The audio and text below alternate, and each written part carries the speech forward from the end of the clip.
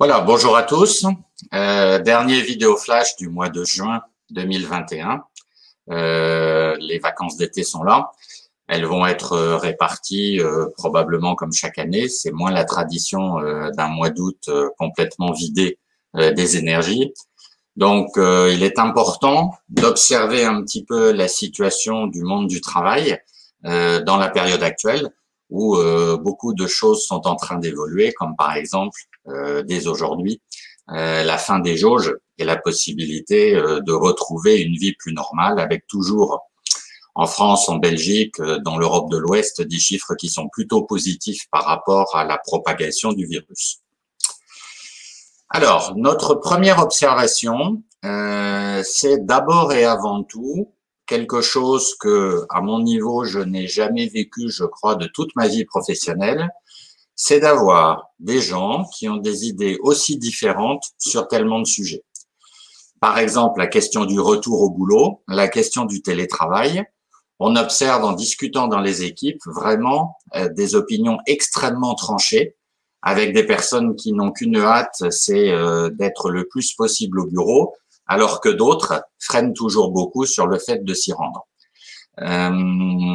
Il faut dans les entreprises se rendre compte que en face de vous, vous avez vraiment des gens qui ont des opinions extrêmement variées. C'est reflété également dans les articles de journaux où quasiment tous les jours sort une nouvelle étude qui soutient que tout le monde préfère le télétravail, que tout le monde veut du coworking, que tout le monde veut rentrer au boulot, que certaines entreprises ont mis en vente leurs locaux et vont être uniquement en télétravail.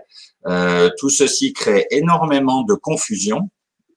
Et face à cela, le point le plus important est sans doute d'axer le débat, l'attention sur d'autres sujets qui vont un peu plus fédérer les équipes.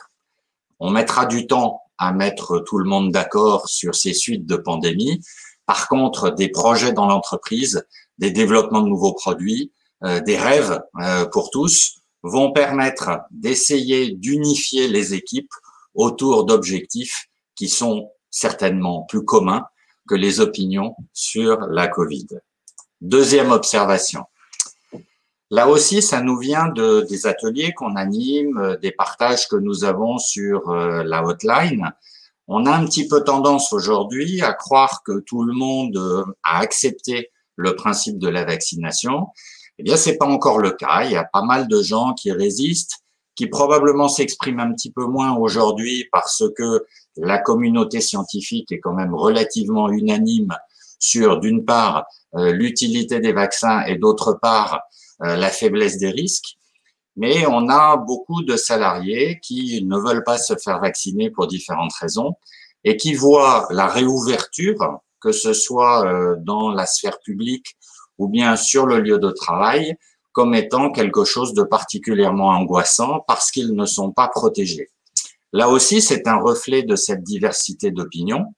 Il faut pas la juger, il faut faire avec. Et très certainement dans les entreprises, nous conseillons d'avoir un bon niveau d'information sur ce qui se passe avec la vaccination, notamment les statistiques qui sortent sur la façon dont les gens vaccinés non seulement sont protégés eux-mêmes, mais protègent probablement d'une transmission accrue du vaccin. C'est un sujet qu'il ne faut pas mettre sous le tapis parce que il est un sujet aujourd'hui d'interrogation et de souffrance pour certains salariés.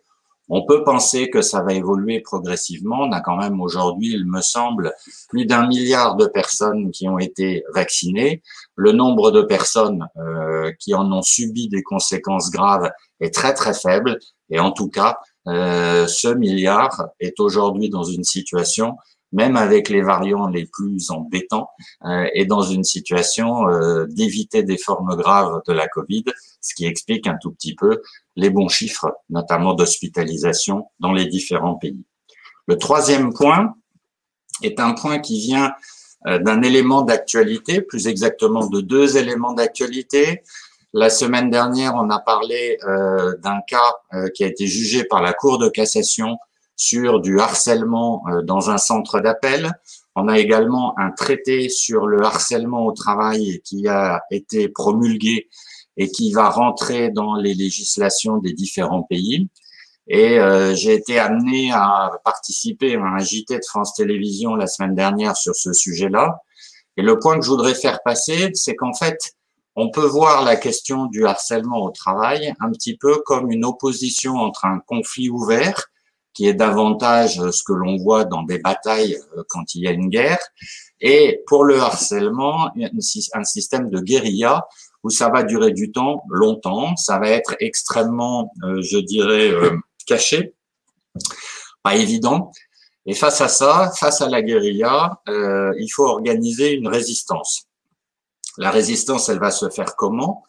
Probablement de la part du salarié, le recours à un certain nombre de ses voisins, à des syndicats, que sais-je encore, qui vont perturber la marche de l'entreprise.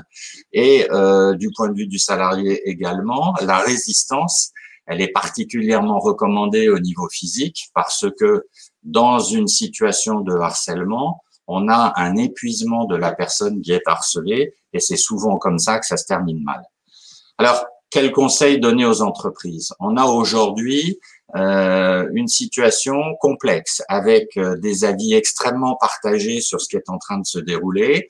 C'est pas le moment de se lancer dans des petites guéguerres, dans des petites guérillas.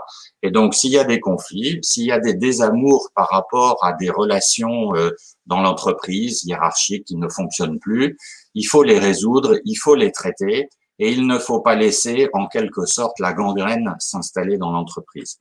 Ça n'est pas un bon calcul de se dire qu'on va faire partir quelqu'un ou on va épuiser même un harceleur en ne traitant pas les choses. Il faut affronter les questions et faire que tout ça n'empoisonne pas l'ambiance et qu'on puisse passer à autre chose. Voilà, un rappel simplement, le Crédire est là pour des actions préventives de manière à améliorer la qualité de vie globale de tout le monde avec des ateliers, des vidéos, des hotlines. Il est là également en curatif pour s'occuper de gens qui vont pas bien. Et pour résumer le 30 juin, opinions diverses, faites attention aux anti-vaccins, posons sur la table les conflits et ne nous lançons pas dans des guérillas trop longues.